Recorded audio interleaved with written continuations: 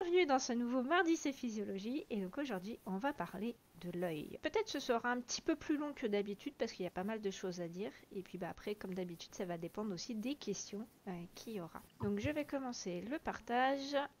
Donc l'œil c'est l'organe qui est responsable de la vision. Oh là là, la vision avec un S, j'avais pas vu. Ma vision, voilà, ma vision vient de s'éclaircir, je vois qu'il y a un S, oups, bon c'est pas très grave. C'est vraiment un organe qui est très complexe et qui est très fragile. On ne dirait pas forcément comme ça parce qu'on n'a pas forcément l'impression d'avoir beaucoup de maladies, mais en fait il est très sensible. Alors déjà on va voir comment est-ce qu'il est fait. C'est là où on va voir toute la complexité de l'organe. Une coupe de profil. Alors d'abord on a trois couches qui le forment.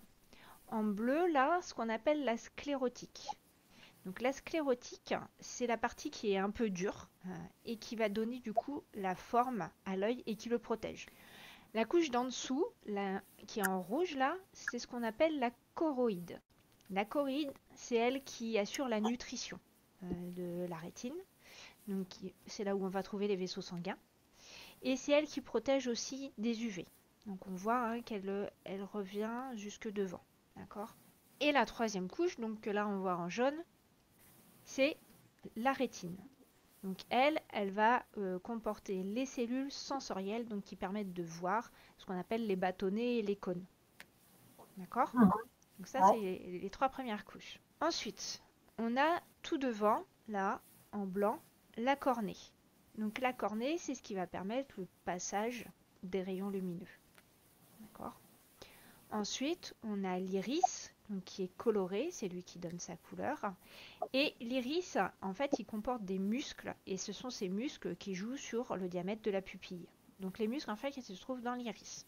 Entre la cornée et l'iris, on a ce qu'on appelle une humeur aqueuse, donc un liquide, qui est nourrissant.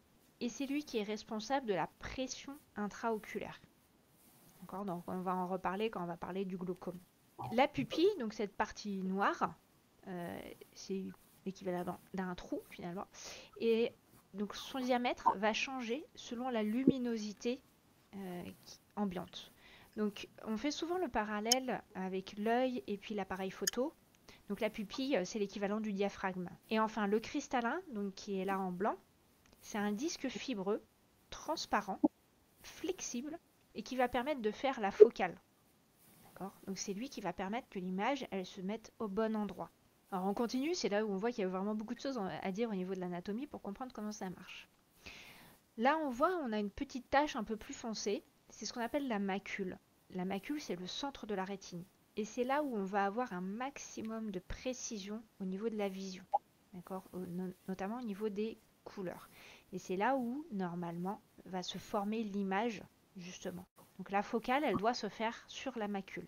En dessous, là, on a ce qu'on appelle le disque optique. Alors là, c'est l'angle mort.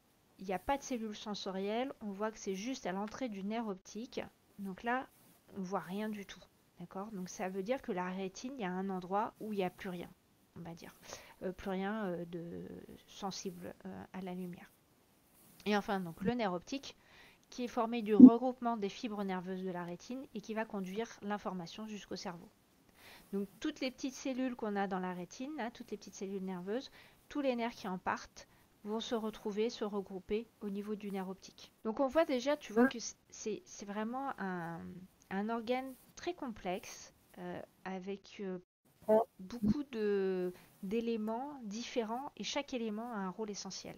Ok, Oui, donc je disais pour terminer donc l'anatomie de l'œil, il y a évidemment les muscles. Donc on a 6 muscles. Donc, un en haut, un en bas, un à droite, un à gauche, donc qui permettent les mouvements en haut, en bas, à droite, à gauche, et puis deux obliques qui vont permettre les mouvements transverses. Alors, la vision, comment ça marche? Alors, toi qui fais de la photo, je pense que le principe, ça doit aller. Donc, la lumière, elle va passer, pupille, pardon. Le cristallin, pardon, va se contracter ou se détendre selon le besoin pour que l'image vienne se former sur la rétine au niveau de la macule. L'image elle va apparaître nette et à l'envers. C'est le même principe en photo. Et puis donc les informations recueillies au niveau de chaque œil, donc à droite et à gauche, vont être transmises au cerveau qui va regrouper toutes ces informations pour nous donner une image binoculaire. D'accord? Je rentre pas dans le détail au niveau du cerveau, de ce qui se passe. C'est pas tellement ça qui va être intéressant. Là. Alors, les défauts de vision, puisque c'est ça qui intéresse beaucoup. La plupart des défauts, en fait, ce sont des défauts de développement de l'œil. D'accord? Donc on ne peut pas forcément les éviter. Par contre, on peut les corriger, soit par opération, soit avec des lunettes, des lentilles, etc. Il y a juste au niveau de la myopie, où il y a une chose qui a été éprouvée, c'est que le fait d'être exposé à la lumière naturelle diminue le risque de myopie et diminue la sévérité. A priori, ça serait la dopamine qui joue un rôle en fait sur la croissance de l'œil. Donc c'est pour ça qu'il est important pour les enfants notamment d'aller dehors, d'aller jouer dehors. Donc les différents types. On a l'œil hypermétrope. En fait, l'image se fait derrière la rétine. La focale n'est pas bonne, l'œil est trop court en fait. Et malgré les mouvements du cristallin, il ne peut pas accommoder pour mettre l'image sur la rétine. Au contraire, l'œil myope, l'image se forme devant la rétine. L'œil là, cette fois, est trop long. D'accord? Pareil, malgré l'accommodation, on ne peut pas atteindre la rétine. Et l'astigmate, le problème ne vient pas de la forme de l'œil, mais de la forme de la cornée. Donc la cornée, normalement, elle est ronde, et là, elle est en forme de ballon de rugby. Ce qui fait que l'image se retrouve étalée en partie devant et en partie derrière la rétine. Et c'est pour ça que du coup, on peut combiner les défauts. On peut être myope et astigmate. Donc là, pour le coup, on voit pas très bien. Et au niveau de l'astigmate, en fait, ça va beaucoup jouer sur les lignes qui doivent être droites. On a tendance à les voir un petit peu courbées. Elles font un petit peu le serpent, tu vois. Donc déjà qu'on voit pas très bien de loin, en plus, ce qu'on voit, il est un petit peu de travers. Donc c'est pour ça qu'on va confondre des lettres B et le R, le F et le P, parce que comme ça se courbe un petit peu, ça se ressemble vachement. Après, on a vraiment des maladies. Mais la plupart des maladies, en fait, des pathologies, ça va être des pathologies qui sont liées à l'âge. C'est presque normal. En tout cas, la presbytie et la cataracte, c'est le vieillissement normal de l'œil. Donc la presbytie, l'image, elle va se former derrière la rétine, en vision de près. Et ça, c'est un problème d'accommodation du cristallin. Donc là, c'est plus la forme de l'œil. Ton œil, il est normal. C'est ton cristallin qui, en vieillissant, n'arrive pas à accommoder correctement. Au niveau de la cataracte, eh bien, c'est le cristallin qui va se voiler. Il va devenir opaque. Et donc, on va avoir une image qui va perdre en netteté, en couleur. Voilà. Donc, ces deux pathologies-là, c'est effectivement des pathologies, mais en même temps, ce sont des pathologies normales de l'œil et qui sont liées à l'âge. Pardon, bien qu'il existe des enfants, j'ai une amie qui a un tout jeune enfant qui a une cataracte. Ouais. Oui. Ça doit être exceptionnel, j'imagine. Tout à fait, oui. Après, effectivement, il existe des pathologies qui vont donner ces problèmes-là, mais de base, ce sont des maladies liées à l'âge.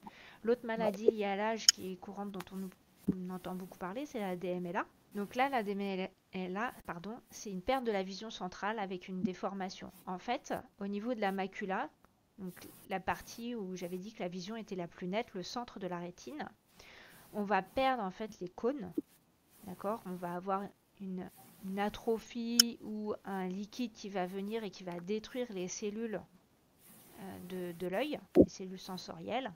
Et comme ça se trouve au centre de la vision, et ben c'est pour ça qu'on va perdre la vision centrale. Alors pour la cataracte, tu l'as vu, et puis la DMLA aussi, ça s'opère. Pour la presbytie, alors si je crois que maintenant il existe des opérations où il remplace le cristallin. Mais bon, en général, on se contente, on va dire, de mettre des lunettes pour compenser le problème d'accommodation du cristallin. Alors, d'autres pathologies. Pour le coup, on est vraiment dans la pathologie, c'est pas forcément lié à l'âge. Donc, il y a le fameux glaucome. Donc en fait, on a une hausse de la pression intraoculaire et cette pression au niveau de l'œil, elle va venir abîmer le nerf optique. Donc le glaucome, il est en partie lié à l'âge, puisqu'on a plus de risques de le développer avec l'âge, mais il va être lié à d'autres problèmes. Par exemple au stress, qui va jouer sur cette pression. La myopie, l'hypermétropie, la cataracte, tout ça, ce sont des facteurs aggravants, on va dire. Donc ça augmente les risques de faire un glaucome. Donc le glaucome, il y a des traitements médicaux, mais une fois qu'il y a eu des dégâts sur le nerf optique, et ben ces dégâts, on ne peut pas les réparer. Donc on peut améliorer, revenir à une pression intraoculaire normale, donc éviter plus de dommages, mais s'il y a déjà eu des dommages, c'est trop tard. Alors la pathologie la plus courante, la fameuse conjonctivite. Donc c'est une irritation de la zone externe de l'œil. Donc la conjonctive, là, c'est ce qui est par-dessus la cornée. Alors si je reviens, hop, Oui. on la voit là, c'est la choroïde en fait qui va venir et qui va s'irriter.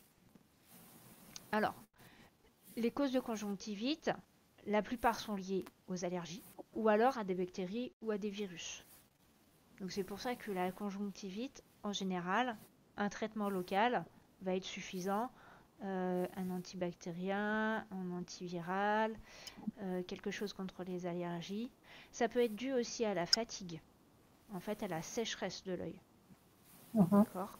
Quand l'œil est fatigué, eh bien il va moins bien s'hydrater.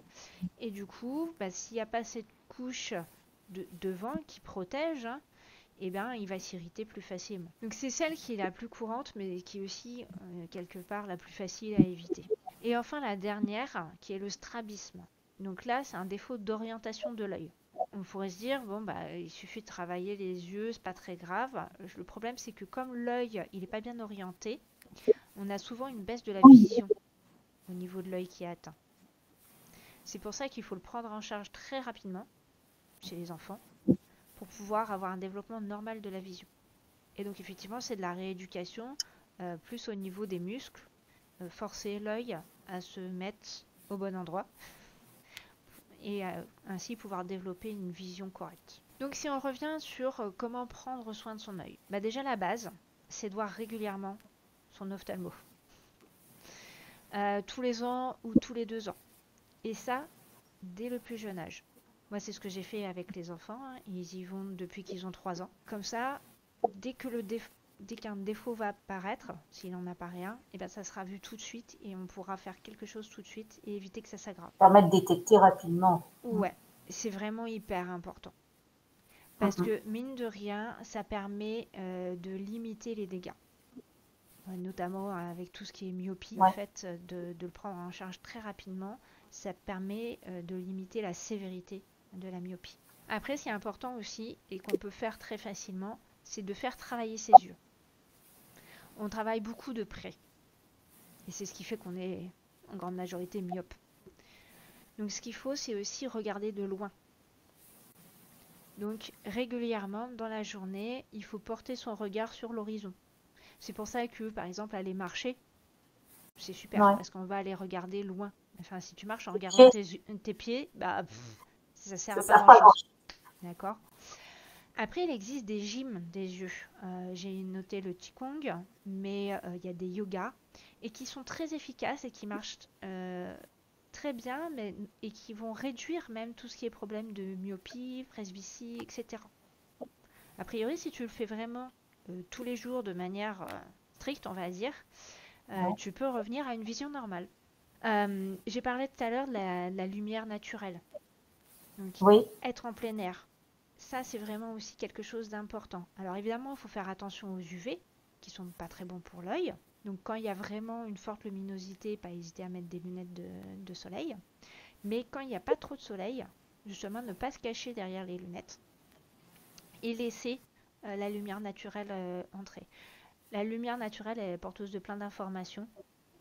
D'avoir tous ces UV, toutes ces longueurs d'onde qui vont passer par l'œil, ça le fait travailler aussi. Pour celles et ceux qui font des conjonctivites, très souvent, consulter un allergologue, à mon avis, c'est pas du luxe. Parce que si ça revient régulièrement, et qu'il n'y a pas de cause qui a été définie déjà, s'il n'y a pas de sécheresse par exemple de l'œil, ben, c'est peut-être qu'il y a une allergie qui se cache. Et après, évidemment, au moindre doute, il faut aller consulter. On a vu, hein, l'œil c'est hyper complexe, Mm. donc il faut pas laisser traîner. Et puis tu as pu le voir toi avec la cataracte, c'est vraiment très gênant dès qu'on a un souci aux yeux. Ça nous gêne vraiment pour tout ce qu'on fait tous les jours, donc, et notamment quand on conduit. Donc il faut vraiment pas laisser traîner. En plus, plus on laisse traîner et plus ça s'aggrave. Sur l'œil, ça pardonne pas, quoi. Voilà ce que je peux dire. Est-ce que tu as des questions? J'ai vu que là, il y en avait qui avaient essayé de se connecter mais qui n'avaient pas réussi. Bon, c'est pas grave, je mettrai le replay. De toute façon, comme d'habitude, je ferai un petit montage et puis je mettrai le replay. Mais toi, est-ce que tu as des questions? Non, pas spécialement. Je pense que pour retenir tout ça, faut sortir une. Une fiche? Alors, ben, Ouais, c'est ça. si on résume, déjà, aller chez l'ophtalmo. C'est la base. Ça, Vraiment, c'est la base. Moi, je suis pas forcément très médecin et tout ça, mais il y a des trucs il faut pas y couper, quoi.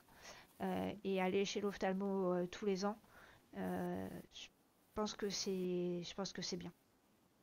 Même pour ceux qui n'ont pas de problème. ouais. Moi, je suis d'accord. Ayant eu toujours des lunettes depuis l'âge de 13 ans, j'y suis allée Ouais, tous les 2 ans. ouais, Tous les ans ou tous les 2 ans, ça dépendait des fois. ouais, voilà. Moi, je pense que pour ceux qui n'ont pas de problème, tous les 2 ans, c'est bien. Mais pour ceux qui ont des soucis ou qui ont possiblement des soucis, enfin, moi, je veux dire, les enfants, ils y vont. Pourquoi? Parce qu'ils ont deux parents myopes. C'est ça, oui. Donc, alors ils peuvent passer à travers, mais ça serait quand même une super chance. Donc, ne pas passer à côté du moment où ça risque de basculer, quoi. Oui, c'est ça. Voilà.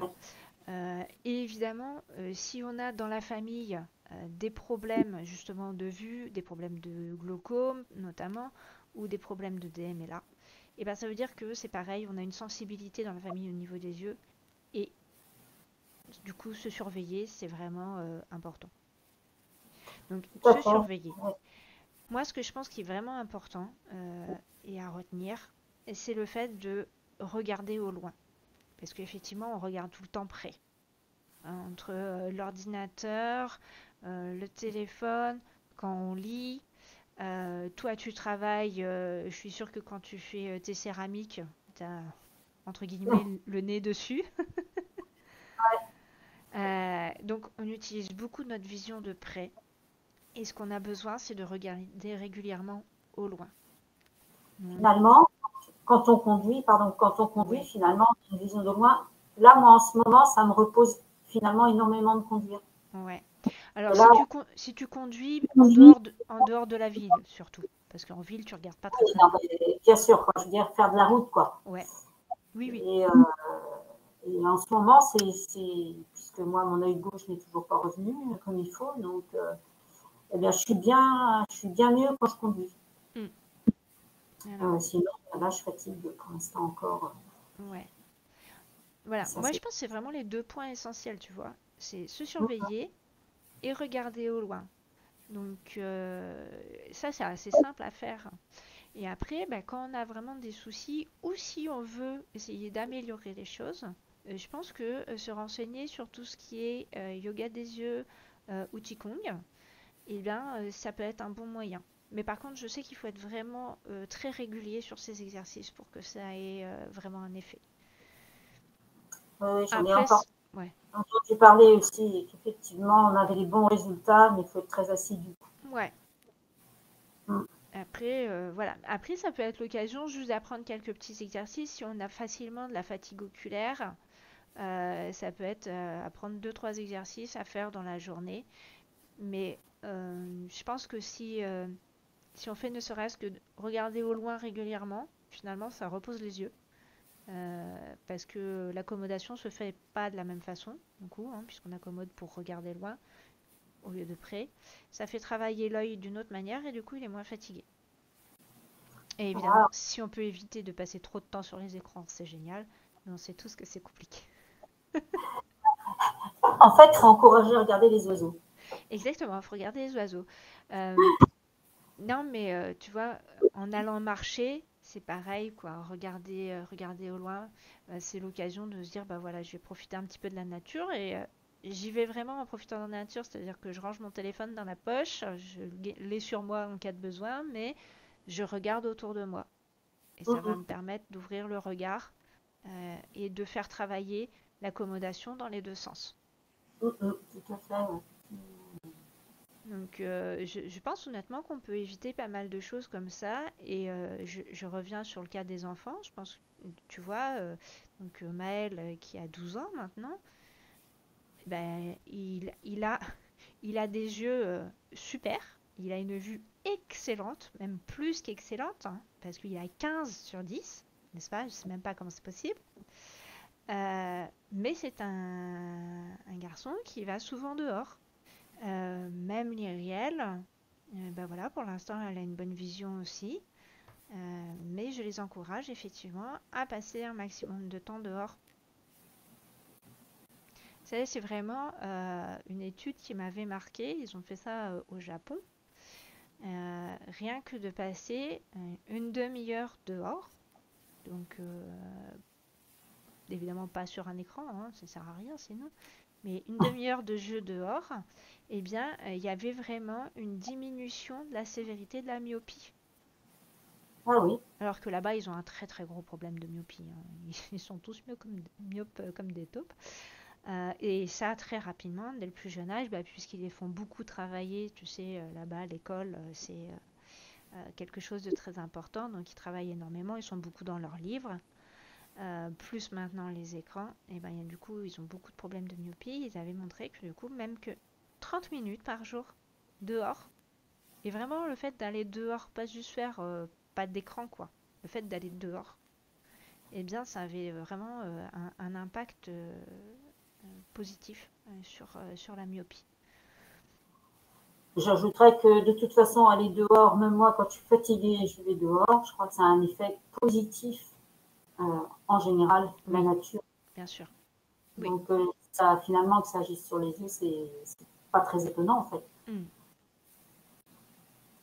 Donc voilà, je vois, moi, s'il y avait deux choses à retenir, ça serait ces deux-là. La surveillance et le fait, voilà, regarder au loin, dehors si possible. Mais tu vois, ne serait-ce que du coup, d'avoir sa fenêtre à côté de son écran, et ben régulièrement, on tourne le regard, on reste 10-20 secondes comme ça, et hop, ça permet de revenir, de relâcher les yeux, et voilà, Soulager un peu, ouais, et de soulager. c'est ce que j'avais lu aussi pour le dos, tout ça, qu'il fallait toutes les demi-heures aussi se lever de sa chaise, de son Hmm, écran. Donc en fait, c'est dans la même idée tout à fait. de soulager le corps. Et effectivement, ben moi j'ai ma fenêtre aussi et j'ai souvent un regard qui part de temps en temps Ouais, aussi sur l'arbre à côté. Donc, ouais. ouais, ouais. Oui, oui, on rejoint les choses habituelles, on va dire finalement, de lutte aussi contre la sédentarité, le fait qu'on reste beaucoup assis, et bien si tu te lèves toutes les demi-heures ou même toutes les heures, tant pis si t'es pas aller faire autre chose et du coup en profiter, bah voilà, tu passes près d'une fenêtre, tu regardes dehors, au loin, ce qui se passe, essayer de regarder ce qui se passe au bout de la rue. Voilà, avec vraiment avec l'idée de regarder au loin. Mm, mm, Et ça aide. mm. Bien, j'y serai plus attentive. Mais ouais, parce que plus en conscience, on va dire. Mm. Ouais. Mm, voilà. Bon, Et bien voilà, du coup ça va se terminer ici. Je te pose la question, puis je poserai la question aux autres. Du coup, si tu as un autre sujet qui t'intéresse. il y a un sujet qui m'amuserait, quelque Ouais. part, c'est l'histoire de la pilosité. Mais je ne sais pas si ça fait partie Alors, la des. pilosité, pourquoi pas? Moi, je prends Parce toutes qu'en les fait, idées. Je prends moi, toutes je sais les pas. idées sur comment ça marche, à quoi ça sert. Ouais, bah, oui, comment ça marche surtout, c'est assez étonnant. C'est rigolo parce que il y a quelques semaines, là, 2 semaines, 3 semaines maintenant, j'ai écouté le sommet sur la puberté avec Kiffe ton cycle.